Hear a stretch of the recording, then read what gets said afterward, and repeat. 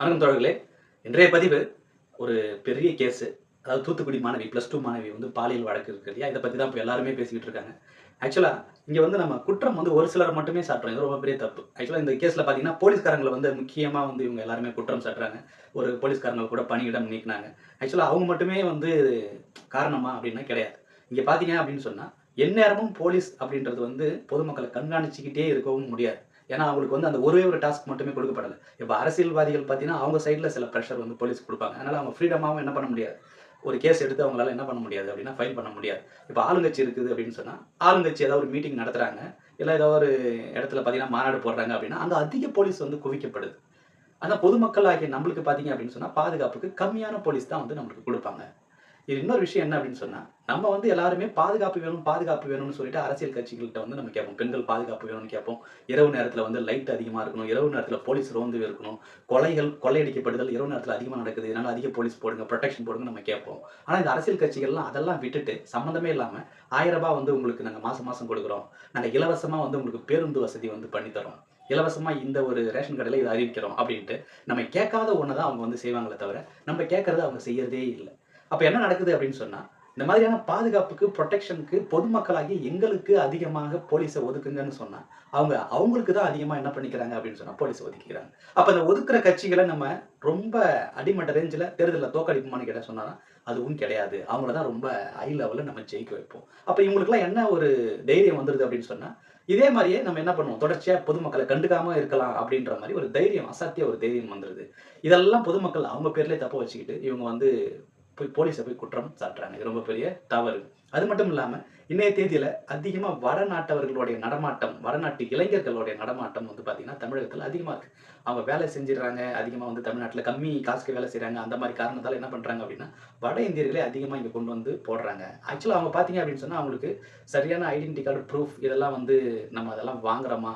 இல்ல அந்த இடத்துல வேலை குடுக்குற இடத்துலயோ, இல்ல வாடகை விடுற இடத்துலயோ வாங்குறோமா அப்டின்னா கிடையாது. அதனால அவங்க இங்க இருந்து குற்றம் பண்ணிட்டு கூட என்ன பண்ணிடலாம், ஈஸியா எஸ்கேப் ஆயிட்டு கூட அங்க வந்து போயிடலாம். சமீப காலத்துக்கு முன்னாடி கூட ஒரு வட இந்தியர் வந்து ஒரு சிறுமிய வன்புணர்வு பண்ணதா ஒரு பெரிய கேஸ் வந்தது இல்லையா? ட்ரெயின்ல போய் புடிச்சாங்க இல்லையா?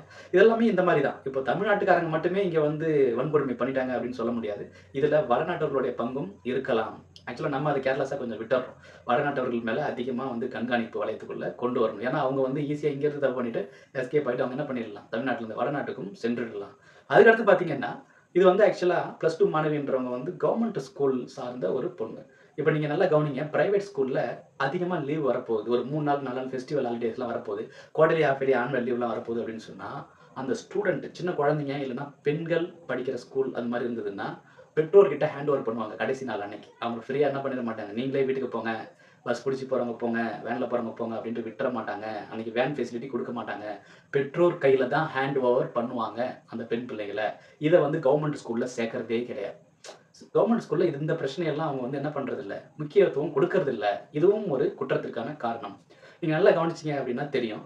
அ ஒரு கட்டுப்பாடு வந்து பிரைவேட் ஸ்கூல்ல அதிகமா இருக்கும். கவர்ன்மென்ட் ஸ்கூல்ல பார்த்தீங்க அப்படின்னு சொன்னா, இந்த மாரி லீவ் டயத்துல வந்து பெண் பிள்ளைகள வந்து பெற்றோர்ட்ட விடுறது ஆகட்டும், அவங்க கரெக்ட்டா வந்து அ அ ஸ்கூல் முடிஞ்சு டயத்துக்கு பார்த்தீங்க அப்படின்னு சொன்னா, அவங்க வீட்டுக்கெல்லாம் போறாங்களா அப்படின்ட்டு அந்த மெசேஜ் வாட்ஸ்அப் குரூப் இதெல்லாம் பண்றதாகட்டும். இதெல்லாம் பார்த்தீங்கன்னா, பிரைவேட் ஸ்கூல்ல நடக்கிற அளவுக்கு கவர்ன்மென்ட் ஸ்கூல்ல இல்ல. மெத்தனமாவே இருக்கு. இதுவும் ஒரு காரணம். அது மட்டும் இல்லாம, அந்த பகுதியில வந்து ஒரு ஆள் நடமாட்டம் இல்லாத ஒரு பகுதியா இருந்தா, இரவு நேரத்தில அந்த பகுதிகளுக்கு பார்த்தீங்கன்னா, மின் விளக்குகள் வந்து கண்டிப்பா வந்து வைக்கணும். இத வந்து வைக்கிறதே இல்ல. நல்லா கவனிச்சு பாருங்க. ஒரு ஜவுளி கடையில வேலை செய்ற பெண்களோ, இல்ல நகைக்கடையில வேலை செய்ற பெண்களோ, இல்ல சில தனியார் கம்பெனிஸ்ல நீங்க பார்த்தீங்க அப்படின்னா, நைட் 9 மணி ஆகிடுது. அவங்கள வந்து வேலையிலருந்து விடுறதுக்கு.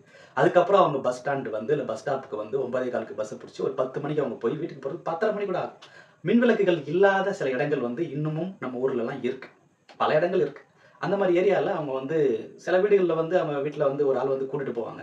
சில வீடுகள்ல அவங்க வீட்லயுமே லேட்டா வரக்கூடிய அந்த ஆண்களும் வீட்ல லேட்டா வேலை முடிச்சு வரக்கூடிய சூழல் இருக்கு. அப்ப யார் வந்து அவங்கள பிக்கப் பண்ணிட்டு போவா வீட்டுக்கு? அப்ப அந்த இடம் வந்து கொஞ்சம் கேள்விக்குறியான ஒரு இடமா இருக்கு இல்லையா?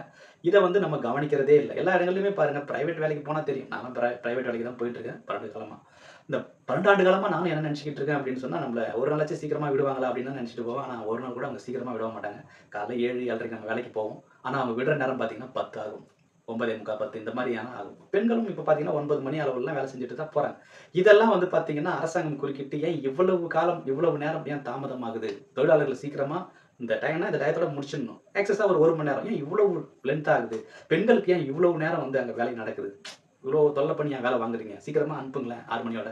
இல்ல ஒரு 7 மணியோட அனுப்புங்களேன் அப்படின்ட்டு இத யாருமே கேட்கறதில்ல. நம்ம இதெல்லாம் மெத்தனமா விட்டுர்றோம். ஆனா யாரு எந்த கட்சி வந்து இதெல்லாம் பண்ணியிருக்காங்களோ அவங்கள்ட்ட போய் நம்ம ஓட்ட போட்டுர்றோம். அப்ப என்ன ஆகும்னு சொன்னா, இதுவே தொடர்ச்சியா அடுத்த 5 ஆண்டுகள் இது கண்டிப்பா வந்து நடைபெறும். இதெல்லாம் நம்ம விட்டுட்டு போய் காவல்துறைய தான் முதல்ல குற்றவாளியா நம்ம சொல்லுவோம். காவல்துறைக்கு நெறைய கட்டுப்பாடுகள் இருக்கு. ரெஸ்ட்ரிக்ஷன்ஸ் இருக்கு ஆட்சியாளர்கள் பக்கத்துல. அவங்களால ஃப்ரீடமா வந்து என்ன பண்ணிட முடியாது. எல்லா கேஸையும் எடுத்து ஹேண்டில் பண்ணி டக்கு டக்குன்னு பண்ணிட முடியாது.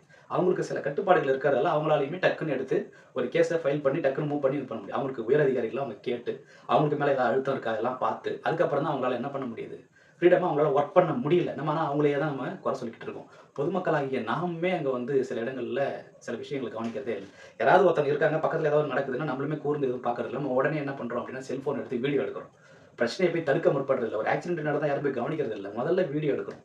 இந்த கேமரா மொபைல்லேருந்து வந்ததுலேருந்து எல்லாமே கெட்டு குட்டிச்சவராயிருச்சு. இந்த கேமரா மொபைல் வந்த காலத்துலருந்து எந்த ஒரு பிரச்சனை நடந்தாலும் எல்லாரும் முதல்ல வீடியோ தான் எடுக்குறாங்க. அத எடுத்து போஸ்ட் பண்றாங்களே தவிர, யாரும் அந்த பிரச்சனைய போய் சால்வ் பண்ணணும், என்ன நடக்குதுன்னே பார்க்க தயாரா இல்லாத ஒரு சமூகமாக மாறிவிட்டது. அதனால என்னுடைய கருத்துப்படி, பிரச்சனைய முற்றிலுமாக முடிக்க வேண்டும்னா, இவ்ளோ பிரச்சனைகள் இருக்கு. அத நம்ம யாரும் பார்க்கறதில்ல.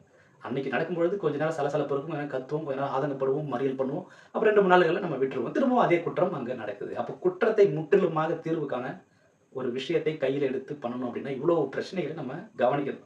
ஆனா ஒரே ஒரு நபர் மட்டும் நம்ம குற்றம் சாட்டிட்டு ஈஸியா வந்து